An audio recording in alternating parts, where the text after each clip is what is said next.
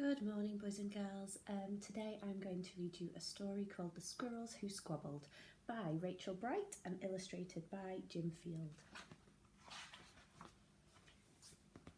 In a towering forest, where summer had been, the cool air bit fresh and the mosses grew green. And as autumn edged in and the sky raged red, the sleepiest creatures got ready for bed. While up in a tree swung a flighty young squirrel, who everyone knew as Spontaneous Cyril. Now, most foresty folk had seen to their needs through plentiful months of mushrooms and seeds. They built up their stores so they'd all be well fed through the frosting of winter that glittered ahead.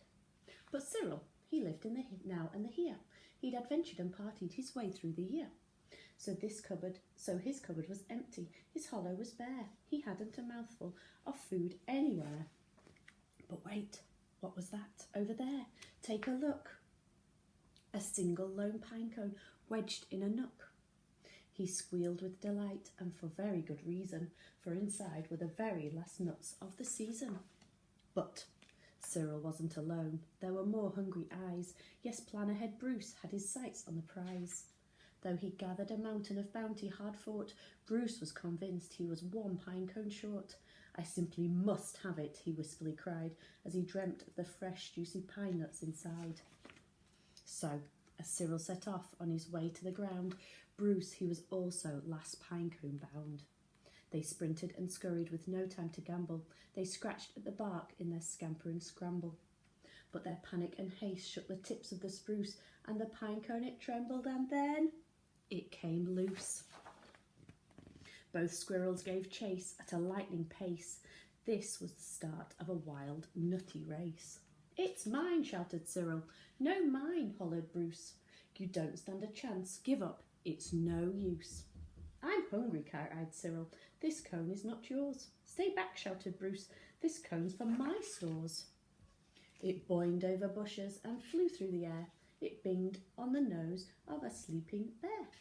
It bounced over boulders, then came to a stop.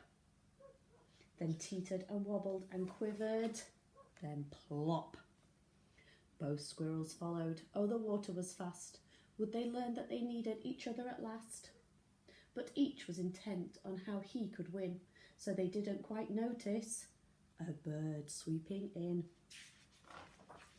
Cyril and Bruce, they watched in dismay as their cone disappeared, up, and away. "Come back," shouted Cyril. "There are nuts," exclaimed Bruce. But all hope was gone. It was simply no use. And meanwhile they drifted right up to the ledge. Greed, it was driving them over the edge. Cyril and Bruce, they had taken a fall. They were paying the price for wanting it all. They'd squandered their chances to team up and share. Would their nutty young hopes simply end in despair? Bruised and bedraggled, they swept past dry land. Cyril grabbed up to branch with a trembling hand. Catching Bruce with the other, he heaved and he huffed, and he dragged him to safety with panting and puffs. They stared at the sky, quite lost in deep thought, until Bruce looked at Cyril and let out a snort. "How silly we are," he proclaimed all a jiggle. "How greedy I've been," spluttered Bruce with a giggle. "We shall change from today. May the squabbling cease. We should celebrate seeing we're both in one piece." From that day on and forward, they made a great pair. They would gather together and found they could share.